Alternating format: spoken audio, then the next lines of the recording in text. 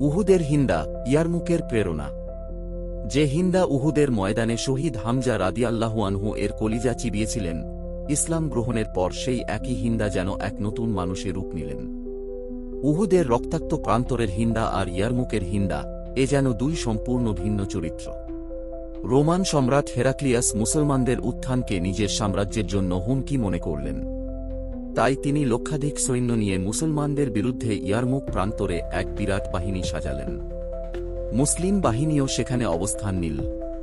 সেই সময় বয়োবৃদ্ধা হিন্দা রাদিয়াল্লাহু আনহু শ্বেতকেশে, ক্ষীণ দেহে, কিছু মহিলাকে সঙ্গে নিয়ে এলেন যুদ্ধক্ষেত্রে। যুদ্ধ শুরু হল।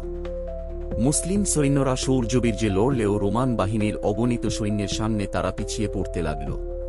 পরাজয়ের আশঙ্কায় সৈন্যরা তাঁবুর দিকে ছুটে যাচ্ছিল। ঠিক তখনই হিন্দা তাঁর সঙ্গিনীদের নিয়ে এগিয়ে এলেন। তিনি বজ্রকণ্ঠে চিৎকার করে বললেন, হে কাপুরুষ, কোন মুখে তোমরা পালিয়ে যাচ্ছ? যদি যুদ্ধ করতে না পারো তবে এসো, আমাদের অলংকার, আমাদের মুখাবরণ নিয়ে যাও। আমরা নারী অশ্বারোহণ করে যুদ্ধ করব, বিজয় ছিনিয়ে আনব।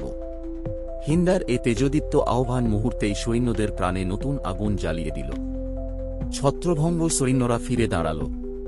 নবীন সাহস ও দৃঢ়সংকল্পে তারা রোমান বাহিনীর উপর ঝাঁপিয়ে পড়ল। মুসলিম বাহিনীর অপ্রতিরোধ্য আক্রমণে রোমান সৈন্যরা ভেঙে পড়ল এবং শেষ পর্যন্ত শোচনীয় পরাজয় বরণ করল। উহুদের হিন্দা যে একদিন ইয়ারমুকের প্রেরণাদাত্রী হবেন, ইতিহাসের এ রূপান্তর ইসলামেরই মহিমা।